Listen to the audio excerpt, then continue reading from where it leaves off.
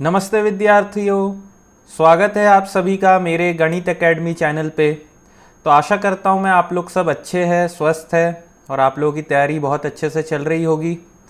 तो आज जो है बहुत दिन हो गए, मतलब मैंने लेक्चर नहीं बनाए थे। मेरा तबीयत थोड़ा सा ठीक नहीं चल रहा था कुछ दिनों से, और ऊपर से बहुत सारे काम भी थे मेरे पास। तो उसी वजह से क्या हुआ कि मैंने ये जो हमारा कंट्रोल वाला सेशन था ये बीच में थोड़ा सा पॉज हो गया था। लेकिन अब से जो है रेगुलर वीडियोस आने रहेंगे हमारे यहाँ पे इस चैनल पे, ये वाले कंट्रोल प्लेलिस्ट में। तो चलिए फिर स्टार्ट किया जाए। तो आज जो है हम अपना न्यू चैप्टर स्टार्ट करने वाले हैं, वो क्या है, सिग्नल फ्लो ग्राफ। तो सिग्नल फ्लो ग्राफ बेसिकली होता क्या है, क्यों हमें सिग्नल फ्लो ग्राफ चाहिए, ब्लॉक डायग्राम में क्या प्रॉब्लम हुआ था हमारे साथ जो कि सिग्नल फ्लो ग्राफ हमारा सॉल्व करेगा। ठीक है, तो सिग्नल फ्लो ग्राफ क्या होता है, it is a simpler approach to solve the inter relationship between output and input variable. ठीक है, तो ब्लॉक डायग्राम में क्या था, हमको बहुत सारे मैनिपुलेशंस करने होते थे, है ना। स्टेप बाय स्टेप हम मैनिपुलेट कर करके फिर आगे बढ़ते थे, और फिर एट द एंड जब हमारा ब्लॉक डायग्राम रिड्यूस हो जाता था हमारे नोन फॉर्म्स में, तब हम उसको क्या करते थे, उसका ट्रांसफर फंक्शन लिखते थे। लेकिन सिग्नल फ्लो ग्राफ में ऐसा कुछ भी नहीं है। सिग्नल फ्लो ग्राफ में आप डायरेक्टली एक ब्लॉक डायग्राम को आप एक सिग्नल फ्लो ग्राफ में कन्वर्ट कीजिए और आप डायरेक्टली ट्रांसफर फंक्शन लिख सकते हैं, है ना। और ये जो मेथड होता है आप देख ही रहे होंगे, मैंने लिख के भी रखा है कि ये कॉम्प्लेक्स नहीं होता है ब्लॉक डायग्राम की तरह। और ये जो मेथड है इसको also known as line path method, और ये मेसन के द्वारा डेवलप किया गया है। तो लाइन पाथ मेथड ये याद रखिएगा, कभी ईएससी में अगर पूछ ले तो आप बोल पाएंगे कि line path method is also known as our signal flow graph. The biggest advantage compare to other method is that we can directly calculate the transfer function without any manipulation. तो ये बात मैं पहले ही कर चुका हूं कि ब्लॉक डायग्राम में क्या होता है, हमारा हमको मैनिपुलेट करना पड़ता है डायग्राम को स्टेप बाय स्टेप। हमारे रिड्यूसिबल फॉर्म में जब वो आ जाता है उसके बाद क्या करते हैं हम कि उसको हम ट्रांसफर फंक्शन लिखते हैं। लेकिन सिग्नल फ्लो ग्राफ में ऐसा कुछ नहीं है, आपको सिर्फ एक ही ग्राफ ग्राफ या डायग्राम बनाना पड़ता है और फिर क्या हम डायरेक्टली ट्रांसफर फंक्शन लिख सकते हैं। तो देखिए कुछ बेसिक जो चीजें होते हैं एसएफजी में वो हम लोग देख लेते हैं।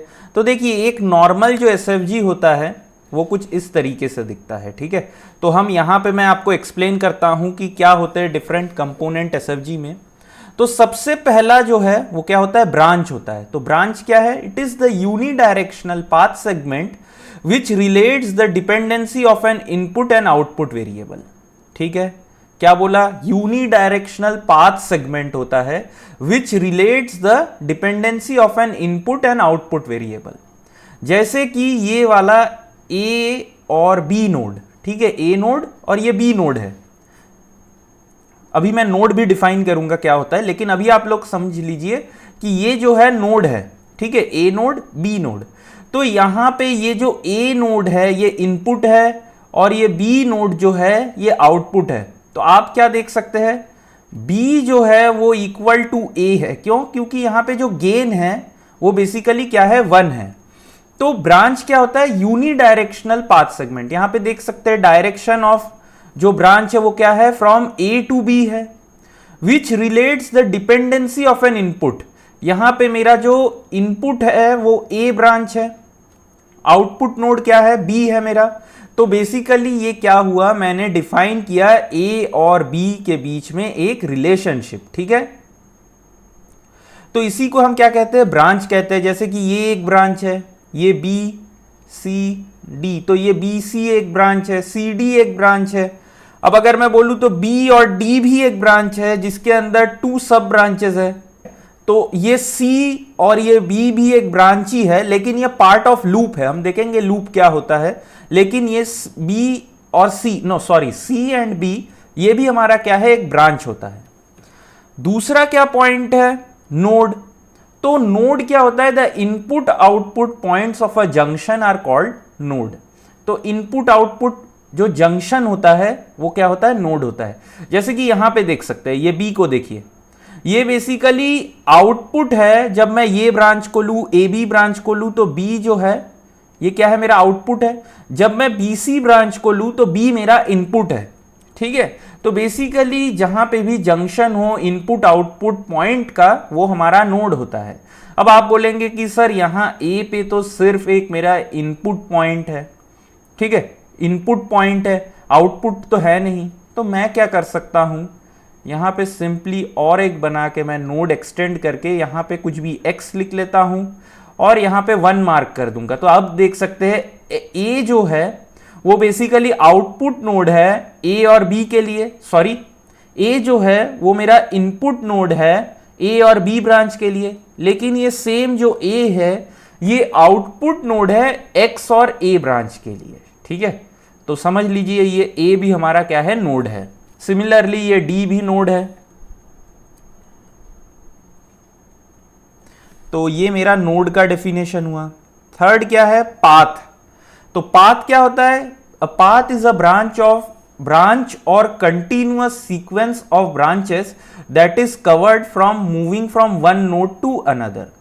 तो पाथ क्या है, बेसिकली हम ब्रांच बाय ब्रांच जब मूव करते हैं एक नोड से दूसरे नोड पे, तो वो जो पाथ होता है या वो जो हमारा जो हम कंटिन्यूअस सीक्वेंस ऑफ ब्रांच जो फॉलो करते हैं उसको हम पाथ कहते हैं। जैसे कि अगर मैं आपसे बोलूं A से D जाने के लिए पाथ क्या है, तो आप A से अगर D जाना चाहते हैं तो फर्स्ट आपको A से B जाना पड़ेगा, B से C जाना पड़ेगा, C से D जाना पड़ेगा। तो ये A से D जाने का जो पाथ है ये A B C D है, ठीक है। तो इसको पाथ कहते हैं। अब जैसे कि मेरे को अगर B से C जाना है तो एक ही पाथ है, आप देख सकते हैं, ठीक है, एक ही ब्रांच है।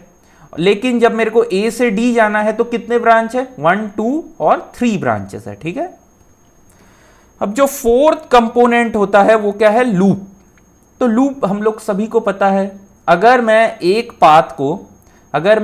पाथ जहां से स्टार्ट करूं, अगर मैं वहीं पे एंड भी करूं अपने पाथ को, तो इसको क्या कहते हैं, लूप कहते हैं हम। So basically it is known as what, it is a closed path which originates and terminates on the same node with no nodes repeated. कोई भी नोड जो है रिपीट नहीं होगा एक से ज्यादा बार। जो भी पाथ, जैसे कि आप यहां से स्टार्ट किए, ठीक है, B से स्टार्ट किए, तो आपने B से स्टार्ट किया, आप C पे आए, C से आप फिर से B पे आए, है ना। ऐसे नहीं कि आप सोच रहे कि B नोड को हम 2 बार क्या कर रहे हैं, ट्रांसफर्स कर रहे हैं, 2 बार क्रॉस कर रहे हैं, नहीं, आप ये B आने से पहले ही यहां पे स्टॉप कर जा रहे हैं, ठीक है, ऐसे। तो इसीलिए ये क्या है, मेरा एक क्लोज्ड लूप है, ठीक है। क्या बोला मैं, एक क्लोज्ड लूप है ये, ठीक है। आगे ये सब का सब हम अच्छे से देखेंगे कि क्या है क्या नहीं होता है, ये एक एक जो भी कंपोनेंट है इसको जब हम क्वेश्चन सॉल्व करेंगे तब और अच्छे से देखेंगे, है ना। तो देखिए एक जो चीज यहां पे मैंने नोट पॉइंट लिख के रखा है वो क्या है, 2 loops are said to be non-touching if they don't have a common node in between them। अगर कॉमन नोड ना हो तो उसको हम क्या कहते हैं, 2 लूप के बीच में अगर एक भी नोड कॉमन ना हो तो उसको हम नॉन टचिंग लूप कहते हैं। क्या बोला मैं, फिर से एक बार बता देता हूं कि अगर मेरे पास 2 लूप है, ठीक है, 2 लूप है, मैं एक एग्जांपल भी दे देता हूं अभी आगे।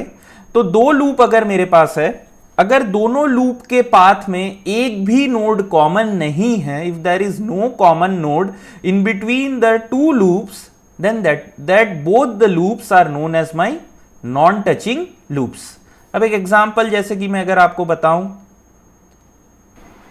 तो देखिए मैं यहां पे क्या करता हूं, एक एग्जांपल ले लेता हूं। सपोज कीजिए कि मेरा SFG कुछ ऐसे दिखता है, ठीक है। यहां पे मेरा एक लूप जो है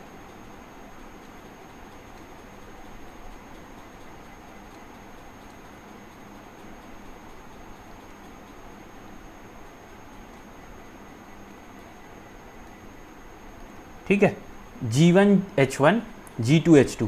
तो लूप ये L1 पकड़ लेता हूं, इसको L2 पकड़ लेता हूं, ठीक है। L1 क्या है मेरा, लूप गेन क्या है, G minus G H1, L2 क्या है मेरा, माइनस G H2। अब मुझे बताइए क्या L1 and L2 are they non touching की touching? Are they non touching और टचिंग? क्या है ये बताइए, ज़रा सोच के देखिए। देखिए मैंने आप लोगों को क्या बोला है, जब भी ये मेरा क्या है, ये नोड टर्मिनल है, हाँ सोर्स टर्मिनल, और ये मेरा सिंक टर्मिनल या आउटपुट है, ठीक है। तो मैंने आपको क्या बोला है कि जब भी कोई एक ब्रांच पे कुछ लिखा नहीं रहे तो उसका मतलब क्या होता है, ये मेरा 1 होता है, इसका गेन, ठीक है, 1 होता है। अब मैं देखिए इन नोड्स को नंबर दे देता हूँ, तो ये 1 है, ये 2 है, ये 3 है, ये 4 है और ये 5 है। अगर आप लोगों ने इसका आंसर नॉन टचिंग दिया है तो नॉन टचिंग मेरा रॉन्ग है। क्यों रॉन्ग है अभी बताता हूँ। देखिए 3 और 4 के बीच में क्या है, मेरा गेन मेरा 1 है, ठीक है, गेन 1 है। तो इसी वजह से क्या है, अगर सपोज कीजिए यहाँ पे मेरा इसको पकड़ लेता हूँ मैं x1 और इसको x2, तो x2 is equal to 1x1 हो गया। इसका मतलब क्या, x2 is equal to x1, तो मैं इन दोनों को क्लब करके एक लिख सकता हूं। इसका मतलब क्या हुआ, L1 और L2 जो है ये मेरा टचिंग लूप है। नॉन टचिंग के लिए यहां पे कोई भी गेन अगर नॉट इक्वल टू 1 हो तो फिर क्या होगा, ये मेरा नॉन टचिंग लूप हो जाएगा। जैसे कि अगर मैं इसको G पकड़ लूं, G3 पकड़ लेता हूं, है ना, G3 पकड़ लेता हूं, फॉर नॉन टचिंग लूप मतलब L1 एंड L2 को नॉन टचिंग होने के लिए G3 should not be equal to 1। अगर G3 मेरा इक्वल टू 1 हो जाएगा तो ये दोनों जो भी मेरे नोड है वो सेम नोड हो जाएंगे, ठीक है, तब ये टचिंग लूप हो जाएगा। अगर G3 सपोज कर लीजिए, G3 मेरा 0.8 है, 0.8, इसका मतलब क्या, x2 is equal to 0.8 x1 हो गया, ठीक है। तब मैं क्या बोल सकता हूं, ये L1 और L2 जो है ये मेरा क्या हो गया, नॉन टचिंग हो गया, ठीक है, नॉन टचिंग हो गया। अब सपोज कर लीजिए कि मैंने और एक ऐसा लूप बना लिया, अब इसको मैं -H3 लिख लिया। अब यहाँ पे G3 और H3 जो भी है वो नॉट इक्वल टू 1 है। तो अब मुझे बताइए, देखिए L1 और L2 जो है ये स्टिल क्या है, मेरा नॉन टचिंग लूप है। क्या बोल रहा हूं, L1 और L2 जो है ये मेरा स्टिल नॉन टचिंग लूप है, लेकिन L1 और G3 टचिंग है, G3 और L2 ये भी मेरा टचिंग है, ठीक है। तो नॉन टचिंग लूप का कंसेप्ट बहुत अच्छे से समझिए। अगर दो लूप के बीच में एक मेरा गेन ब्रांच आ जाता है जिसका कि गेन नॉट इक्वल टू 1 है, तब मेरा क्या होगा, वो दो जो लूप होंगे वो मेरे नॉन टचिंग लूप होंगे, ठीक है। अब देखिए हम लोगों को जो भी है ये SFG वगैरह का हमको फॉर्मूला डायरेक्ट बता दिया जाता है। क्या कि जो फॉर्मूला होता है ट्रांसफर फंक्शन का वो बेसिकली क्या होता है, PI del I by del, ठीक है, जहाँ पे कि I जो होता है I is equal to 1 to K, where K is what, number of forward path. ये सब हमको फॉर्मूला बता दिया जाता है, लेकिन ये फॉर्मूला आता कहाँ से है ये हमें कोई नहीं बताता। तो मैं क्या है, वो फॉर्मूला कहाँ से आ रहा है इसको मैं छोटे तरीके से एकदम डिराइव करने का कोशिश करता हूँ, आप लोगों को समझाने का मैं कोशिश करता हूँ, ठीक है। तो चलिए फिर एक एग्जाम्पल छोटा सा देखते हैं। तो यहाँ पे ये जो है ना, ये हमारा क्या है, एक SFG है, ठीक है, SFG है, जहाँ पे कि मैं डिफाइन कर देता हूँ R1 is my input 1, R2 is my input 2। Output क्या है यहाँ पे, आउटपुट जो है वो मेरा x1 है, आउटपुट 1, आउटपुट 2 क्या है, मेरा x2 है, ठीक है, आउटपुट यहाँ पे x2 है। तो कितने कॉम्बिनेशंस कितने हो सकते हैं, यहाँ पे कॉम्बिनेशंस हो सकते हैं, x1 बाई R1 हो सकता है, x1 बाई R2 हो सकता है, या क्या हो सकता है, ट्रांसफर फंक्शन का कॉम्बिनेशन मैं बोल रहा हूं, या क्या हो x2 बाई R1 है या x2 बाई R2, ये चार कॉम्बिनेशन हो सकते हैं, ठीक है। तो देखिए मैं कैसे हम इजीली एकदम डिराइव कर सकते हैं ये चारों कॉम्बिनेशंस को, ठीक है। तो मैं इसको भी नीचे रख देता हूं। अब ये जो लिखा है ना मैंने, देखिए मैं आपको पहले ही बोला था अगर कुछ दिया ना रहे, दो नोड के बीच में गेन दिया ना रहे, इसका मतलब क्या है, बाय डिफॉल्ट 1 है। तो यहां पे 1 है, यहां पे 1 है, बाकी सब जगह गेन दिए हुए है। ये जो x पे जो हमारा एक नोड लगा हुआ है, इसको क्या बोलते हैं, सेल्फ लूप बोलते हैं। ठीक है, सेल्फ लूप बोलते हैं। देखिए तो मैं नोड इक्वेशन कैसे लिखूंगा x1 पे, इसको थोड़ा ध्यान से देखिए, है ना। x1 is equal to r1 into 1, r1 मतलब 1 इंटू r1 लिखूंगा तो r1 आएगा, प्लस यहां पे देखिए ये क्या है, a11 x1, प्लस देखिए यहां पे क्या है, a12 x2, a12 x2। ठीक है, a12 x2। तो मैं क्या लिख सकता हूं, x1 कॉमन निकाल लेता हूं, इसको इधर लेके आया तो 1 minus a11 is equal to r1 a12 x2। या इसको मैं कैसे लिखूं, x1 1 minus a11 plus, sorry plus नहीं, minus a12 x2 is equal to r1, equation 1। आप लोगों को ये समझ में आया मैंने कैसे लिखा। देखिए ये x1 जो है, यहां पे मेरा इनकमिंग नोड क्या है, देखिए हम सभी को KCL KVL तो पता ही है ना, तो इसको सपोज कर लीजिए KCL की तरह ही है। ठीक है, KCL में मैं आप लोगों को क्या बोलता हूं, सपोज कीजिए ये मेरा एक, मैंने यहां पे एक डमी ब्रांच ले लिया है ना, तो x1 को मैं यहां से हटा के अब यहां पे लेके आया x1, और इस ब्रांच को मैंने गेन 1 दे दिया।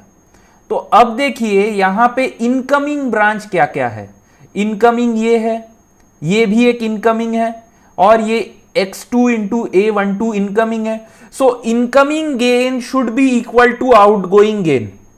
ठीक है, ये होना पड़ेगा।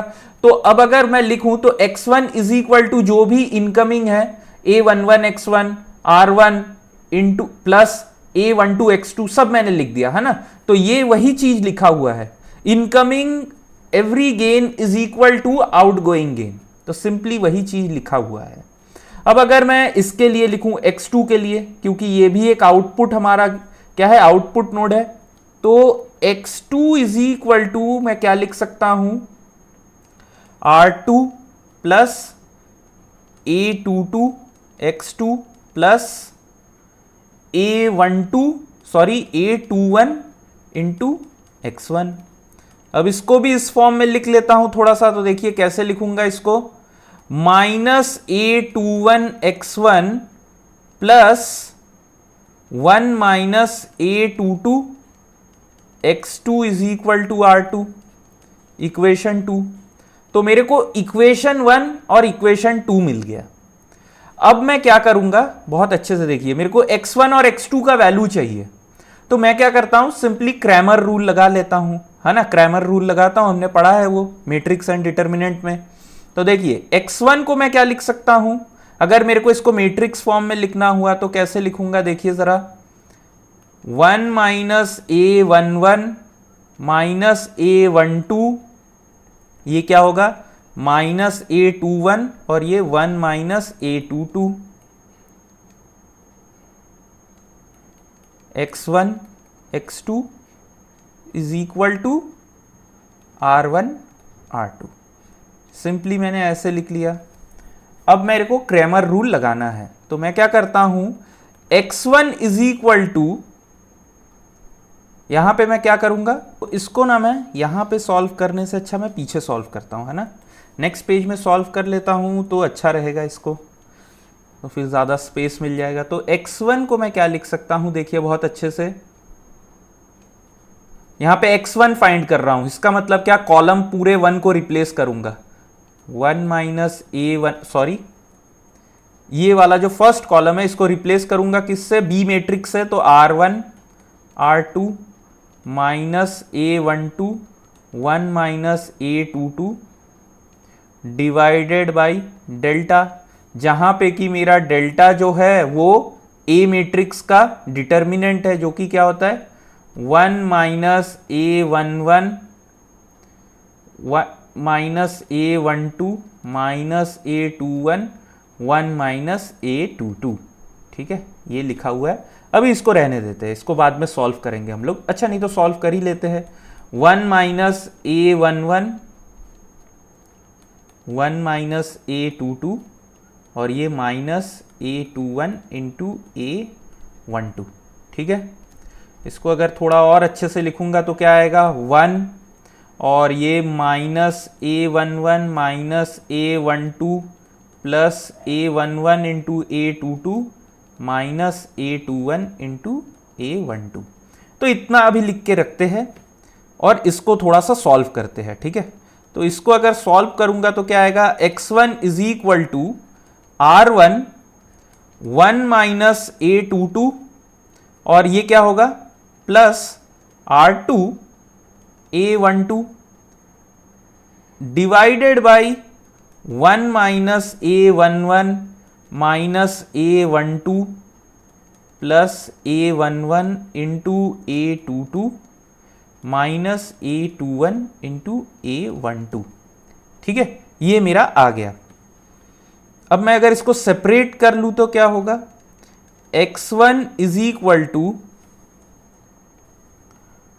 सॉरी, या ऐसे लिख लूं मैं इसको, x1 बाई R1 अगर लिखना चाहूं तो क्या होगा, when R2 is equal to 0, या ऐसे नहीं लिखता हूं इसको, x1 is equal to 1 minus A22 into R1 divided by 1 minus A11 minus A12 plus, या यहाँ पे भी मैं माइनस वाले साइन को एक साथ लिखता हूँ तो A21 into A12 plus A11 A22 plus, और एक टर्म क्या है मेरा, R2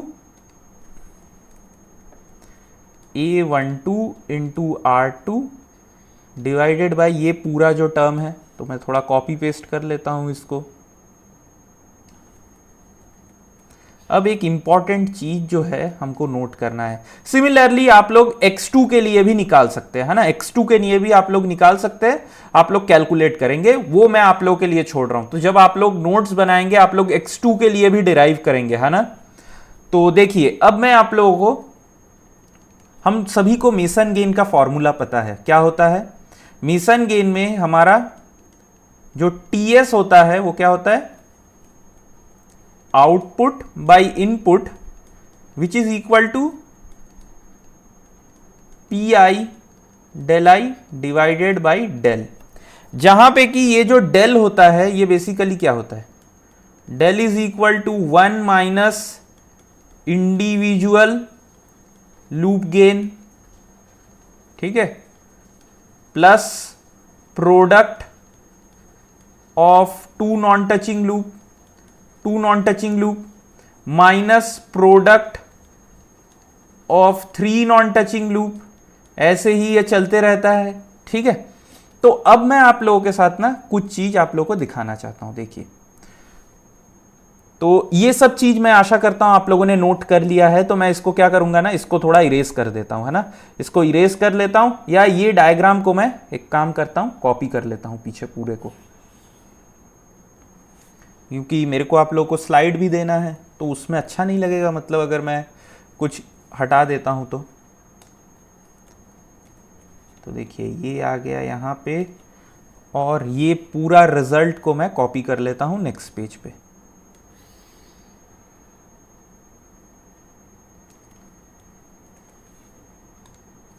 सिमिलरली आप लोग x2 के लिए भी निकालेंगे, है ना, तो वो मैं नहीं किया हूं।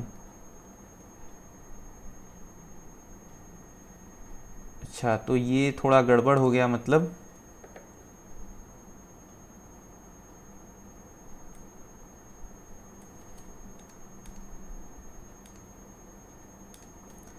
तो इतना पार्ट तो आ गया, ये वाला पार्ट कॉपी करना है फिर से।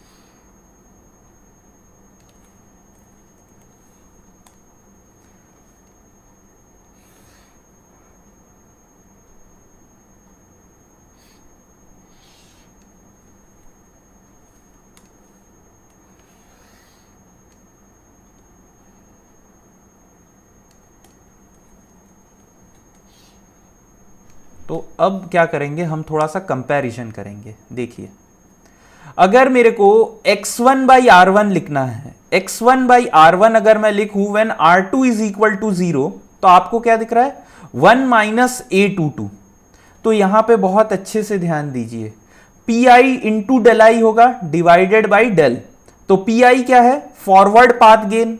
फॉरवर्ड पाथ गेन अगर मैं क्या बोल रहा हूं, सपोज कर लीजिए मेरे को x1 बाई R1 निकालना है SFG के फॉर्मूला से, ठीक है, SFG के फॉर्मूला से when R2 is equal to 0। तो मैं क्या करूंगा, यहां पे फॉरवर्ड पाथ गेन मेरा क्या है, मेरे को x1 से R1 जाना है, तो ये मेरा फॉरवर्ड पाथ है, तो 1 माइनस मेरे को सारे जो भी लूप है ये क्या है, डेल आई मेरे को निकालना है। डेल आई क्या होता है, basically 1 minus loop gain, 1 minus loop gain when the forward path in consideration is removed, ठीक है। तो यहां पे डेल आई क्या है, ये जो फॉर्मूला में ये क्या है, 1 minus loop gain when the forward path in consideration is removed. तो यहां पे मेरा फॉरवर्ड पाथ क्या है, ये R1 से लेके X1 तक। तो अगर मैं ये पूरे पाथ को रिमूव कर दूं, ये पाथ को रिमूव कर दूं, तो जब भी हम पाथ को रिमूव करेंगे याद रखिएगा नोड को भी हटा देना है, नहीं तो बहुत कंफ्यूजन हो जाता है। तो नोड को भी हटा देंगे, सारे नोड को निकाल देंगे। तो देखिए ये पाथ हटा दिया, तो अब लूप क्या बचा, ये एक मेरा लूप बच गया। देखिए A22 X2, आप क्या देख रहे हैं, 1 माइनस लूप गेन। तो यहां पे लूप गेन क्या है, A22 ही ना है, A22 मेरा लूप गेन है। तो देखिए मैंने वही चीज लिख के रखा है ये फॉर्मूला में, 1 माइनस A22। अब मेसन गेन में जो नीचे आता है वो क्या है, मैंने लिखा है 1 minus individual loop gain plus product of 2 non touching loop minus product of 3 non touching loop plus product of 4 non touching loop. तो अब अगर मैं उसको लिखता हूं तो देखिए, अब अगर मेरे को लिखना है तो यहां पे लूप क्या क्या है मेरे को सबसे पहले बताइए। L1 क्या है, ये मैं A11 को मान लेता हूं। L2 क्या है, A22 है। और एक क्या लूप है, देखिए यहां से अगर स्टार्ट करूं तो A21 A12। तो लूप 3 क्या है, A21 इंटू A22। देखिए ये सारे टर्म्स है क्या मेरे पास यहां पे नीचे, 1 माइनस इंडिविजुअल लूप गेन। तो देखिए मैंने जो भी डिराइव किया है 1 माइनस इंडिविजुअल लूप गेन, तो आप देख सकते हैं 1 माइनस A11 है, A12 है, A21 इंटू A12 दोनों ही है यहां पे। अच्छा यहां पे मैंने लगता है गलत लिख लिया है, तो ये A12 है ना। तो देखिए तीनों के 3 लूप गेन है, प्लस यहां पे नॉन टचिंग लूप कौन से है, कौन से 2 लूप ऐसे है जिनमें कि हमारा कॉमन नोड नहीं है। आप देख सकते एक लूप ये है, एक लूप ये है, plus product of 2 non touching loop भी है, देखिए A11 A12। इसीलिए हमारा जो मेसन गेन फॉर्मूला होता है वो कुछ ऐसे टाइप से दिखता है। तो इसीलिए जो मेसन गेन फॉर्मूला अगर आपसे कोई पूछे इंटरव्यू में कहां से डिराइव है, तो आप क्या बोलेंगे, basically it is derived from the Cramer rules. Okay, Cramer rule से आपने डिराइव किया है। अब सिमिलरली अगर आप लोग सपोज कीजिए मेरे को x1 बाई R2 निकालना है, x1 बाई R2, तो यहां पे मेरा फॉरवर्ड पाथ गेन क्या है, फॉरवर्ड पाथ गेन जरा देखिए। तो मैं R2 से x1 कैसे जाऊंगा, मैं ये पाथ फॉलो करूंगा, R2 X2 और फिर X1। तो पाथ गेन क्या हुआ, A12 आ गया, A12 आ गया। तो पाथ गेन मेरा क्या आया, PI क्या है मेरा, A12 आ गया, इनटू मेरा क्या है 1 minus loop gain when the forward path in consideration is removed. तो मेरा फॉरवर्ड पाथ को इन कंसीडरेशन इफ आई रिमूव, आप क्या देख सकते हैं कि एक भी लूप नहीं बचा। तो 1 माइनस क्या होगा, 1 माइनस 0, क्योंकि कोई लूप गेन नहीं है। और आप देख सकते हैं इसीलिए फॉर्मूला में भी देखिए A12 ही सिर्फ रह रहा है, A12 सिर्फ रह रहा है, ठीक है। तो x1 बाई R2 करूंगा तो सिर्फ A12 रहेगा। तो ये जो है बेसिकली मैंने क्या किया, हमने एक साथ, अब अगर मैं x2 के लिए भी लिखता, x2 इज इक्वल टू कुछ कुछ आता r1 प्लस कुछ कुछ r2 आ जाता। तो मैंने एक साथ चारों के चार ट्रांसफर फंक्शन डिराइव कर लिए with the help of SFG। तो ये क्या है, हमारा बेसिक एक प्रूफ है SFG का। ठीक है, तो मैं आशा करता हूं ये आप लोगों को अच्छे से समझ में आया होगा। अगर आप लोगों को कुछ समझ में ना आए तो एक काम कीजिएगा, कमेंट सेक्शन में ज़रूर लिखिए और मैं आपको इसको समझाने का कोशिश करूंगा। या क्या कर सकते हैं, आप नीचे दिए गए डिस्क्रिप्शन बॉक्स में मेरे टेलीग्राम ग्रुप को ज्वाइन कीजिए। वहाँ पे अगर आपको कोई डिफ़िकल्टी है, आप बस एक काम कीजिएगा मेरे को ईजी करने के लिए, क्या कि आप लोग वीडियो को टाइम स्टैम्प कर दीजिएगा। अगर आपको कहीं पे कुछ गलती दिखता है कि मैंने कुछ शायद कुछ सिली मिस्टेक किया हो, ठीक है, या अगर आपको कहीं पे कुछ डाउट है तो आप लोग टाइम स्टैम्प कर दीजिए कि इस वाले ड्यूरेशन पे 21.39 पे कुछ आपका मिस्टेक है या मेरे को समझ में नहीं आया, या हमारा 10 मिनट 13 सेकेंड में कुछ है, आप हमको बता दीजिए। ठीक है, तो इस तरीके से अगर आप टाइम स्टैम्प कर देंगे ना तो मेरे लिए ईजी रहता है। जैसे कि मैं आपको कोई होमवर्क भी अगर दूं तो आप लोग उसको टाइम स्टैम्प कर दीजिए, तो मेरे लिए क्या होता है, ईजी रहेगा। ठीक है, तो अब मेरे को लगता है कि मेसन गेन फॉर्मूला जो है ये मेरे को समझाने का कोई मतलब जरूरत नहीं है। हम लोगों ने पूरा प्रूफ कर लिया इसका, हमने पूरा देख लिया कि क्या होता है। तो मेसन गेन फॉर्मूला बेसिकली यहाँ पे TIJ वगैरह मैंने इसको एकदम मतलब क्या किया है, जनरलाइज्ड वे में लिखा है। तो थोड़ा सा अगर मैं समझा ही देता हूं मतलब, ठीक है, तो देखिए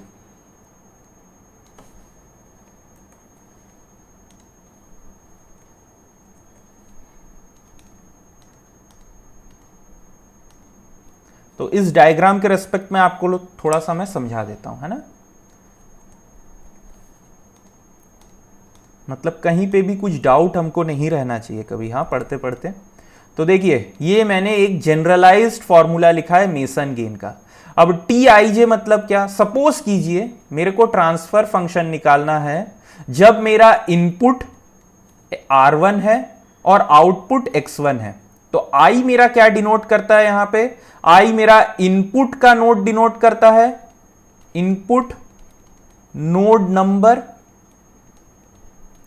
ठीक है, और J क्या डिफाइन करता है, J मेरा आउटपुट नोड नंबर डिफाइन करता है। तो मैंने क्या बोला, मेरे को 1 1 निकालना है, मतलब क्या, R1 X1 के बीच में, या अगर मैं बोलूं T11 इसका मतलब क्या, X1 बाई R1 मेरे को निकालना है। तो that is equal to K equal to 1 to जितने भी नंबर ऑफ फॉरवर्ड पाथ है। यहां पे फॉरवर्ड पाथ कितने हैं आपको दिख रहा है, फॉरवर्ड पाथ सिर्फ एक है। तो यहां पे K इनटू हमारा K is equal to 1 to N, where N denotes my forward path, N denotes my number of forward path between input node I and output node J। ठीक है, तो ये हमारा क्या हो गया, हमारा N जो है बेसिकली वो क्या डिफाइन कर रहा है, नंबर ऑफ फॉरवर्ड पाथ। अब ये PI क्या है, बेसिकली PIJ, ये PI जो है, PIJ जो है ये बेसिकली जितने भी फॉरवर्ड पाथ है इंडिविजुअली उनके हमारा फॉरवर्ड पाथ गेन को डिफाइन करता है। देखिए इसी चीज को मैंने लिख के रखा है, फॉरवर्ड पाथ गेन। ठीक है, और ये डेल IJ क्या है, 1 minus loop gain, 1 minus loop gain when we लिख देता हूं, when we remove the forward path. और ध्यान रखिएगा जब भी आप एक फॉरवर्ड पाथ को निकाल रहे हैं, कंफ्यूजन को अवॉइड करने के लिए आप वहां से नोड को भी हटा दीजिएगा, है ना, नोड को भी इरेज कर दीजिएगा। डिवाइडेड बाय ये डेल तो समझा ही दिया हूं मैं क्या है, ठीक है। और अगर आपको ये फॉर्मूला नहीं भी समझ में आ रहा है ना, अभी हम लोग एक एग्जांपल सॉल्व करेंगे, ठीक है। एक ब्लॉक डायग्राम को कैसे हम कन्वर्ट करते हैं एसएफजी में, और कैसे उससे हम फॉर्मूला से, ये फॉर्मूला से डिराइव करेंगे ट्रांसफर फंक्शन, वो भी हम देखेंगे। तो कोई टेंशन लेने वाला बात नहीं है अगर नहीं समझ में आ रहा है तो, ठीक है। तो देखिए,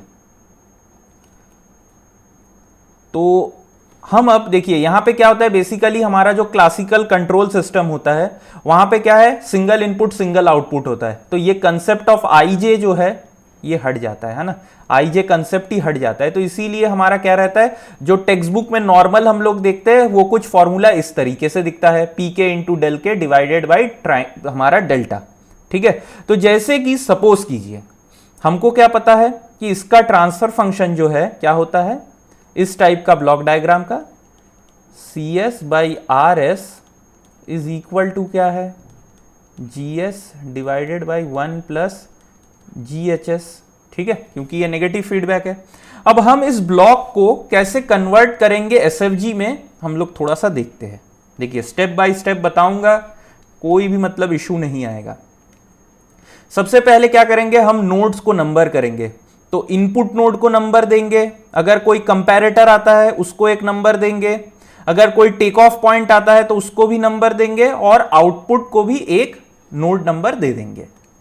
फिर क्या करेंगे, ऐसा एक स्ट्रेट लाइन खींच लिए, 4 नोड बना लीजिए सिंपली, 1 2 3 4 नंबर कर दीजिए इनको, 1 2 3 4। और हमेशा ध्यान रखिए कि नोड को ऐसा सर्कल कर दे, पता चला सर्कल नहीं किए, ये 1 या ये 2 जो है वो ऐसे लिख दिए और फिर हम कंफ्यूज हो गए कि ये गेन है कि नोड है ना। तो वो चीज नहीं करना है। सपोज कीजिए ऐसे आपने 2 लिख दिया, अब फिर कंफ्यूज हो रहे कि ये नोड है कि गेन है। तो इसीलिए क्या करेंगे, नोड पॉइंट जो भी है उनको सर्कल कर दीजिए, कोई डिफिकल्टी नहीं। अब नेक्स्ट देखिए, 3 से 2 के बीच में हमारा एक क्या है, फीडबैक है, जिसका कि गेन माइनस एच एस है, माइनस एच एस है ना। सो 3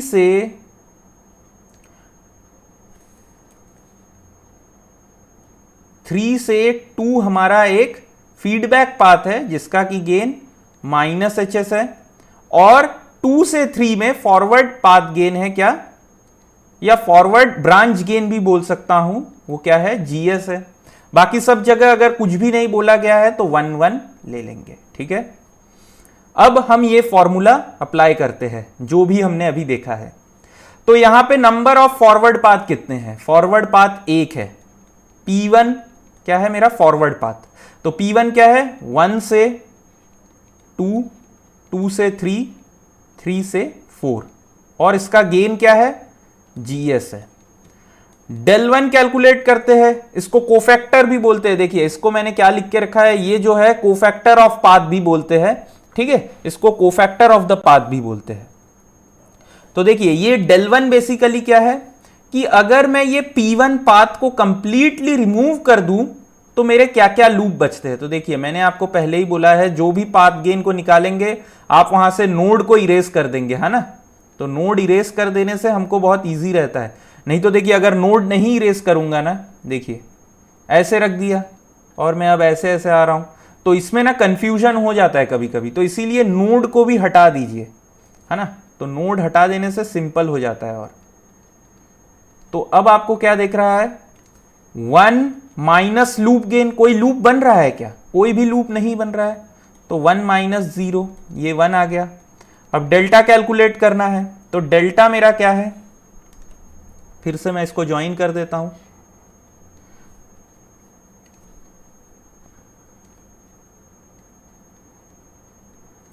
अब डेल्टा क्या है, तो डेल्टा यहां पे क्या है, 1 माइनस इंडिविजुअल लूप गेन। तो यहां पे इंडिविजुअल लूप गेन क्या है, सिर्फ एक ही लूप है, तो पहले लूप गेन भी लिख लेता हूं। L1 क्या है यहां पे, GS इंटू HS, गलत, माइनस भी है ना, माइनस, हाँ, तो एक ही लूप बन रहा है और तो कोई लूप है नहीं। तो 1 माइनस इंडिविजुअल लूप गेन, तो लूप गेन क्या है, GS इंटू HS, और ये क्या हो गया, 1 प्लस GS इंटू HS हो गया। बस अब क्या, फॉर्मूला में पुट कर देते हैं। तो P1 हमारा GS है इंटू डेल वन क्या है, 1 है तो 1 नहीं लिखता हूं, डिवाइडेड बाई डेल्टा, डेल्टा क्या है 1 into G S into H S. ठीक है, आ गया हमारा पूरा एकदम, यही वाला तो हमको पता है, यही तो होता है। ठीक है, अब देखिए कुछ लिमिटेशंस होते हैं मेसन गेन फॉर्मूला में। ठीक है, तो एक एक करके देख लेते हैं। जो सबसे पहला लिमिटेशन है वो क्या है कि मेसन गेन फॉर्मूला जो है ये self loop with unity gain के लिए फेल कर जाता है। क्यों, अगर मैं आपसे पूछूं क्यों, तो देखिए यहां पे मेरे को ट्रांसफर फंक्शन निकालना है, तो x3 जो है ये मेरा क्या है आउटपुट है, और x1 क्या है मेरा, ये इनपुट है। ठीक है, तो देखिए अब मैं क्या लिख सकता हूं यहां पे, x3 is equal to A23 into x2 लिख सकता हूं, इक्वेशन 1। x2 क्या है मेरा, x2 is equal to A22 x2 plus A12 x1, ऐसे लिख सकता हूं। तो इसका मतलब क्या आया, x2 मेरा क्या आ गया, x2 into 1 minus A22 is equal to A12 x1, equation 2। From 1 and 2 क्या लिख सकता हूं मैं, x3 is equal to A23 into A12 x1 divided by 1 minus A22, यहीं से लिखा हूं है ना। x2 के लिए ये 1 माइनस A22 को इसके डिनोमिनेटर में लेके गया। ठीक है, एकदम सिंपल। तो क्या आया मेरा, x3 बाई x1 जो है वो क्या आ गया, A23 into A12 divided by 1 minus A22। और अगर इस पे आप SFG भी लगाएंगे तो आप क्या देखेंगे, यही आपको फॉर्मूला मिलेगा। ठीक है, यही मिल जाएगा। अब मेरे को एक बात बताइए, अगर A22 ये जो लूप है ये क्या है, सेल्फ लूप है। अगर मेरा A22 इक्वल टू 1 हो जाए तो क्या होगा, आप देख सकते हैं यहां पे मेरा ट्रांसफर फंक्शन इनफाइनाइट आ जाएगा। तो इसीलिए SFG जो है वो self loop with unity gain के लिए इनवैलिड है, हम इसको सॉल्व नहीं कर सकते जहां पे भी self loop with unity gain आ जाए। तो अगर ऐसे प्लेस पे यूनिटी गेन आ जाए तो क्या करेंगे, हम उस लूप को ही रिमूव कर देंगे और फिर SFG कैलकुलेट करेंगे। ठीक है, तो ये पॉइंट ध्यान रखेंगे हमेशा कि सेल्फ लूप के लिए, self loop with unity gain, self loop with unity gain at any node is invalid. ठीक है, at any node is invalid. ठीक है, कोई भी नोड पोजीशन पे आए, अगर यूनिटी गेन के साथ आए तो आपको उसको तुरंत रिमूव करना है, रिमूव करके फिर आपको SFG कैलकुलेट करना है। ठीक है, दूसरा जो हमारा क्या बोलते हैं, हमारा जो कंस्ट्रेंट है SFG का वो क्या है, हम self loop from the input node हमेशा डिलीट कर देंगे, irrespective of the gain, irrespective of gain, कुछ भी गेन रहे, यूनिटी गेन रहे, नॉन यूनिटी गेन रहे, हमको फर्क नहीं पड़ता, हमको तुरंत सेल्फ लूप को डिलीट कर देना है। क्यों, देखिए अगर मैं x1 यहां पे लिखता हूं, ठीक है x1 लिखता हूं, तो देखिए मैं क्या लिखूंगा, x1 is equal to half x1। ऐसे कभी मतलब आप लोगों ने कभी देखा है क्या, मतलब ये क्या हो गया, अगर x1 कैंसिल करूंगा तो आ गया मेरा 1 इक्वल टू हाफ। क्या ये होता है क्या कभी ऐसे, कभी नहीं होता है, कभी भी नहीं होता है ये। इसीलिए ये जो सेल्फ लूप एट यूनिटी जो हो रहता है वो क्या है हमारा, उसको हम डिलीट कर देते हैं। आप सपोज कीजिए आपको हाफ क्यों लेना है, आप A11 ले लीजिए। ठीक है, अगर आप A11 भी लेंगे तो इनपुट में मेरा, अगर मैं यहां पे नोड इक्वेशन लिखूं तो क्या लिखूंगा, x1 is equal to A11 x1। ठीक है, A11 इज इक्वल टू क्या लिखूंगा मैं। लेकिन आप लोग क्या सोच रहे होंगे कि अगर मैंने ऐसे A11 लिख दिया तो अगर मैं A11 का वैल्यू 1 रख दूं तो ये तो सेटिस्फाई करेगा, लेकिन अगर मैं A11 का वैल्यू 1 रख दूं तो देखिए फिर ये वाला प्रॉब्लम आ जाएगा, self loop with unity gain, self loop with unity gain का प्रॉब्लम आएगा। तो अब क्या होगा, प्रॉब्लम यहां पे self loop with unity gain का प्रॉब्लम हो जाएगा। तो इसीलिए हम क्या बोलते हैं कि आपको हमेशा self loop from the input side, चाहे कोई भी गेन रहे, पॉजिटिव नेगेटिव कुछ भी रहे, आपको self loop from the unity gain जो है, self loop from the input side sorry, उसको निकाल देना है irrespective of input, irrespective of the gain. तो अब अगर इसको मैं निकाल दूं तो फिर अगर मैं कैलकुलेट करूं x1 बाई x3 तो मेरे को क्या मिलेगा, 1 मतलब फॉरवर्ड पाथ गेन यहां पे क्या है 10 है, 10 divided by 1 minus loop gain, तो -10 है जो कि, तो ये 10/11 आ जाएगा ये वाले क्वेश्चन के लिए। ठीक है, तो कंक्लूजन हमने क्या निकाला, we always delete the self loop from source node irrespective of the loop gain. We always delete the self loop from source node or input node irrespective of loop gain, चाहे कुछ भी loop gain रहे। और अगर कहीं पे unity gain loop आ जाए तो उसको भी हम डिलीट कर देते हैं। ठीक है, उसको भी हम डिलीट कर देते हैं। अब सपोज कीजिए मैंने यहां पे एक क्वेश्चन ले लिया है ना, बहुत ही अच्छा क्वेश्चन है। तो ये क्वेश्चन थोड़ा सा देख लेते हैं हमारा क्या है। मैंने आपसे पूछा है यहां पे ट्रांसफर फंक्शन बताइए या C/R का रेशियो। तो यहां पे आप क्या देख रहे हैं कि इनपुट में मेरा एक सेल्फ लूप है, तो मैं आपको क्या बोलूंगा, क्या बोला है कि सेल्फ लूप में अगर मेरा एक अगर मेरे इनपुट में अगर सेल्फ लूप रहे तो हम उसको डिलीट कर देते हैं और फिर SFG कैलकुलेट करते हैं। तो P1 del 1 divided by del, तो यहां पे P1 क्या है, forward path gain G1 G2। अगर मैं इस फॉरवर्ड पाथ को निकाल दूं तो कोई लूप बचेगा क्या, कोई लूप नहीं बचेगा। तो into 1 divided by del 1 minus individual loop gain जो कि क्या है H2 है, तो H2 नहीं -H2, तो 1 डिवाइडेड बाई H2। तो आंसर क्या आ जाएगा, G1 G2 divided by 1 plus H2। तो मेरा आंसर जो है वो C आ जाएगा। ठीक है, ऑप्शन C मेरा आंसर है। ठीक है, अब देखिए अगला जो हमारा टॉपिक है वो क्या है, SFG ऑफ इलेक्ट्रिकल नेटवर्क। तो अगर आपको एक इलेक्ट्रिकल नेटवर्क दिया हुआ है, आप उसका इक्विवेलेंट SFG कैसे निकालेंगे। ठीक है, तो यहां पे क्या करूंगा ना मैं कि नोड वोल्टेज और ब्रांच करंट मार्क करूंगा। तो देखिए सबसे पहले इसको मैं I1 पकड़ लेता हूं, इसको V1, यहां पे I2, यहां पे I3। अब ये सब मार्क प्लेसेस हो गए और यहां पे इंपीडेंस लिख लेता हूं, ये LS है, ये 1/CS है और रेजिस्टेंस का इंपीडेंस तो R1 R2 फाइन। अब क्या होगा कि मैं V1 से V0 तक जाऊंगा, तो इनपुट नोड जो है या सोर्स नोड मेरा Vi है, सिंक नोड या आउटपुट नोड क्या है V0 है। अब ऑल्टरनेटली मैं करंट और वोल्टेज करके मार्क करूंगा। देखिए सबसे पहले मैं क्या लूंगा I1, V1 के बाद I1। ठीक है, I1 के बाद ऑल्टरनेट वोल्टेज क्या है V1, तो V1 लिख लूंगा। V1 के बाद क्या है I3 है, I3 के बाद क्या है V0 है।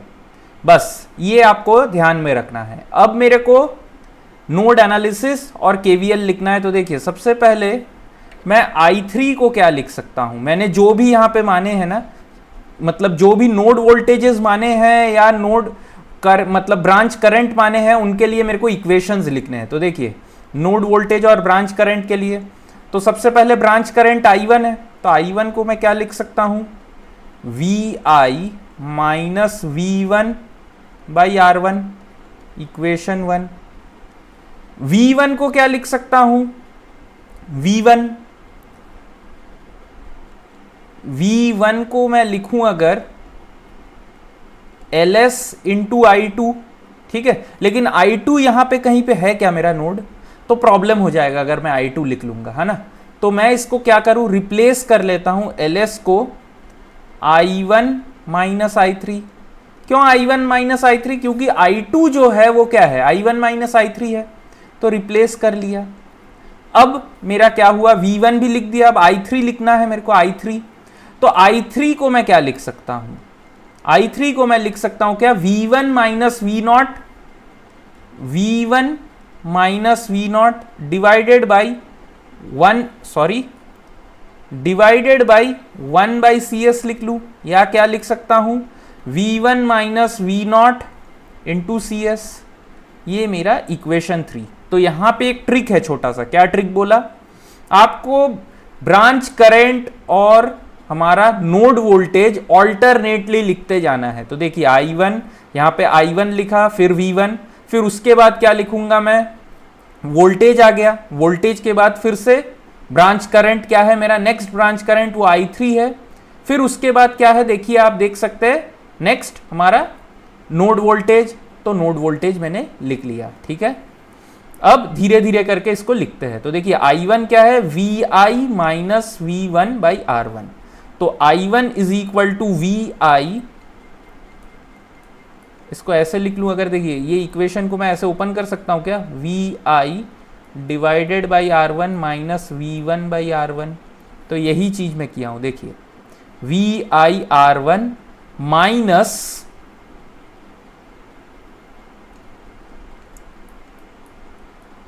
सेटिस्फाई कर लिया मैं, फर्स्ट इक्वेशन सेटिस्फाइड।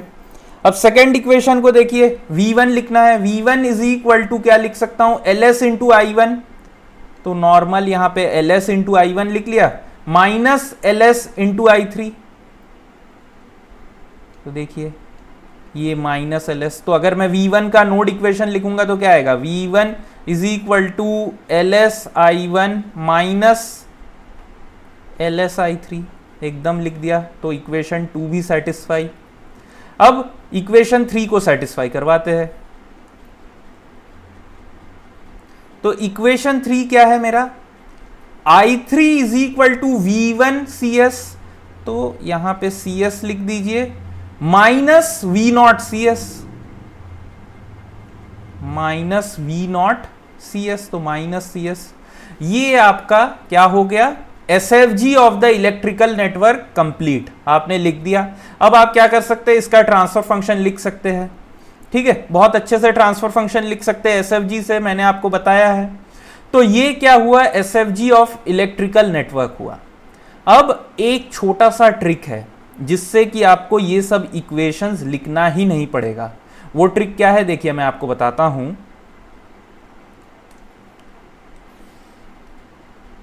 अच्छा, तो ये पूरे को मैं कॉपी कर लेता हूं, देखिए, ठीक है। और यहां पे ट्रिक जो है ना वो बहुत सिंपल है।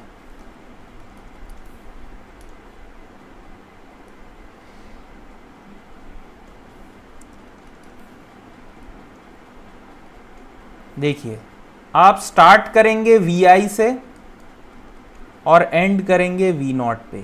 अब सबसे पहले आप क्या लिखेंगे, जब भी आप VI से वोल्टेज से, नेक्स्ट मैं आपको क्या बोला हूं, ऑल्टरनेटली वोल्टेज करंट, अगर यहां पे VI है तो वोल्टेज करंट, और अगर यहां पे करंट रहता तो करंट वोल्ट ऐसे करके जाएंगे। तो जब भी आपको वोल्टेज से करंट पे जाना है तो यहां पे ये क्या है, ये इंपीडेंस वैल्यू दिया हुआ है। अगर आपको मैं क्या बोल रहा हूं, वोल्टेज से आपको करंट में जाना है, मतलब आपको करंट चाहिए, तो आपको क्या चाहिए फिर, एडमिटेंस की इंपीडेंस। अगर आपको वोल्टेज को करंट में कन्वर्ट करना है तो आपको क्या चाहिए, एडमिटेंस चाहिए। क्यों, क्योंकि V is equal to IZ होता है। मैं आपको बोल रहा हूं आपको करंट चाहिए, तो I इज इक्वल टू क्या हुआ, V बाई Z, तो V इंटू वाई आ जाएगा। ये क्या है, मेरा एडमिटेंस है।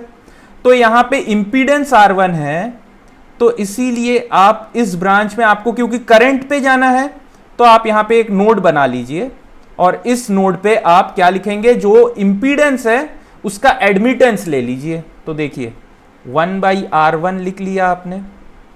सिमिलरली और एक नोड यहां पे लेंगे आप, और यहां पे ये जो एडमिटेंस लिखा है आप इसका माइनस पुट कर देंगे।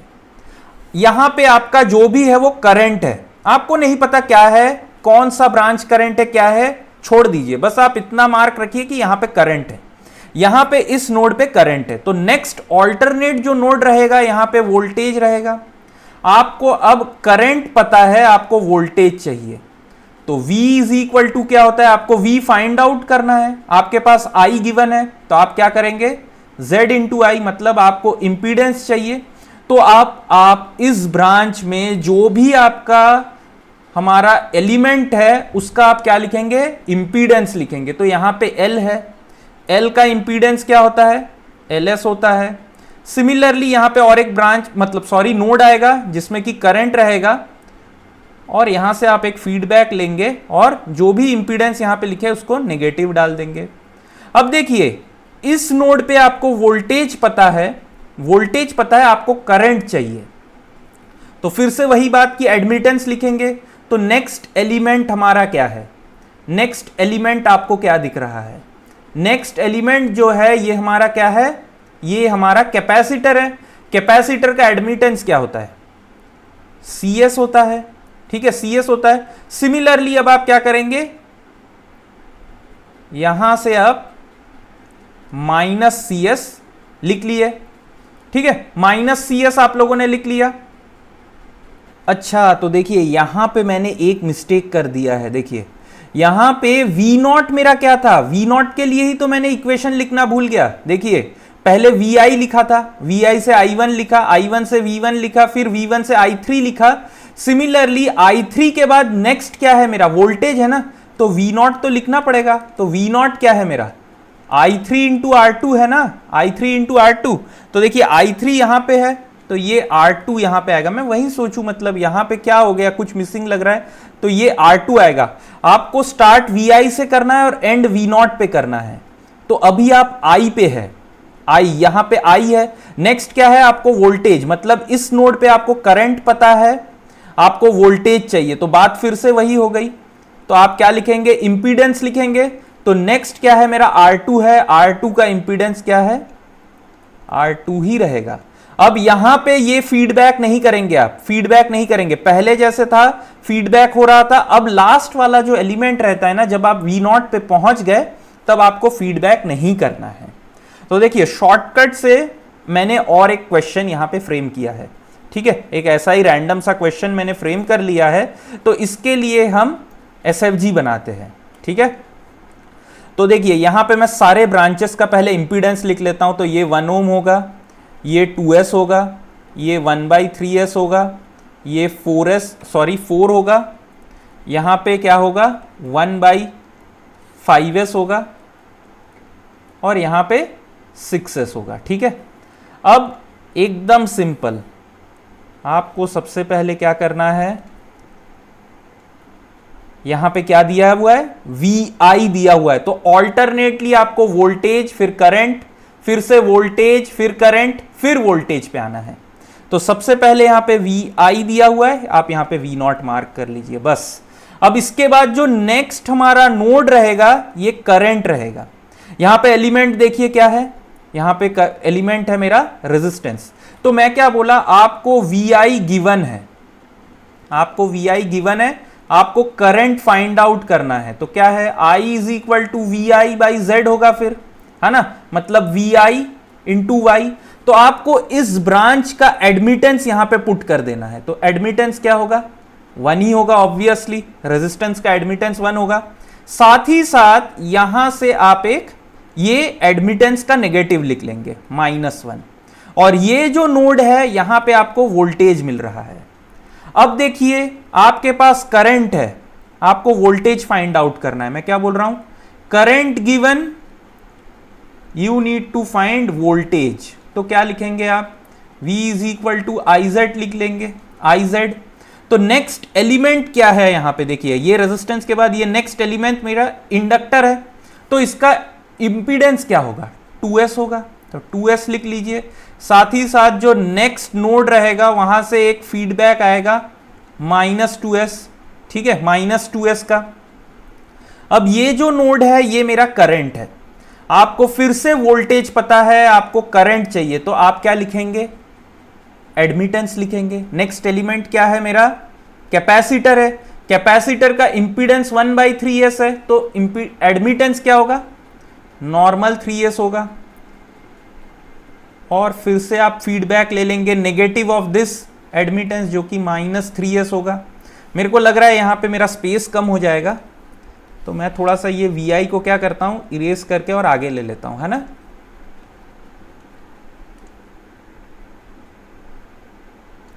तो मैं वी नॉट एज्यूम कर लेता हूँ यहाँ पे कहीं है, क्योंकि स्पेस कम हो गया था। तो मैं इस पॉइंट पे बैठा हूं, मेरे को आई पता है, तो ऑल्टरनेटली नेक्स्ट जो नोड होगा वो मेरा वोल्टेज नोड होगा। फिर से मेरे को आई गिवन है, वी पे जाना है, तो मेरे को इंपीडेंस लिखना है। तो नेक्स्ट एलिमेंट क्या है, 4 ओम है। 4 ओम का इंपीडेंस क्या होगा, 4 होगा। और सिंपली यहां से एक फीडबैक आएगा -4 का, और ये जो नोड है ये करंट है। अब फिर से क्या पता है, मेरे पास वोल्टेज गिवन है, मेरे को करंट चाहिए, और मेरा नेक्स्ट एलिमेंट क्या है, कैपेसिटर है। तो कैपेसिटर का मेरे को इंपीडेंस 1/5s पता है, लेकिन ये करंट है और वोल्टेज दिया हुआ है, मेरे को करंट फाइंड आउट करना है, तो एडमिटेंस लिखना है। तो क्या लिख दूंगा, 5s लिख दूंगा, और यहां पे एक नोड आ गया जहां से कि मैं -5s लिख लिया। अब देखिए ये जो नोड है बेसिकली यही V0 है। क्यों, क्योंकि आप यहां तक पहुंच गए हैं, यहां पे आपने करंट लिख दिया। अब नेक्स्ट जो होगा वो क्या होगा, मेरा वोल्टेज हो जाएगा। तो वोल्टेज क्या है, V0 ही है। तो ये क्या होगा, मैं ये यहां से फिर से इसको हटा देता हूं, है ना। इसका मतलब यही मेरा क्या है, V0 है, ये मेरा V0 है। अब सिंपली जब आप लास्ट एलिमेंट, आपको करंट गिवन है, आपको V0 पे जाना है, तो आपको इंपीडेंस लिखना है। तो लास्ट जो एलिमेंट है ये इंडक्टर है, इसका इंपीडेंस क्या है, 6s है। तो बस 6s आप लिख लिया। अब यहां पे नहीं करेंगे कि ऐसा लेके फिर से एक हमारा फीडबैक लगा रहे -6s, नहीं। यहां पे जो लास्ट एलिमेंट रहता है ना, इसका हम फीडबैक नहीं लेते हैं। तो ये आपका बन गया SFG ऑफ दिस डायग्राम, ठीक है, SFG of this electrical network. अब आप लोगों के लिए होमवर्क है कि आप लोग इसको सॉल्व करेंगे, ठीक है, और आप लोग इसको लिख लीजिएगा। और जो हमारा नेक्स्ट सेशन रहेगा, जो कि क्वेश्चन सीरीज रहेगा ब्लॉक डायग्राम और SFG पे, उसमें मैं सबसे पहले इसी को सॉल्व करूंगा, ठीक है, सबसे पहले इसी क्वेश्चन को सॉल्व करूंगा। तो ये जो क्वेश्चन है ये आपका होमवर्क है, ठीक है। तो आशा करता हूं मैं आज का सेशन आप लोगों ने एंजॉय किया होगा, आप लोगों को पसंद आया होगा। अगर अच्छा लगे तो प्लीज आप लोग लाइक, शेयर और सब्सक्राइब कर दीजिए, थोड़ा सा मेरा चैनल भी इससे ग्रो हो जाएगा। तो जो सब्सक्राइबर और लाइक है यही मेरा क्या है, मोटिवेशन होता है। तो थोड़ा सा शेयर, लाइक और सब्सक्राइब कर दीजिए आप लोग, ठीक है। तो चलिए फिर मिलते हैं नेक्स्ट सेशन में।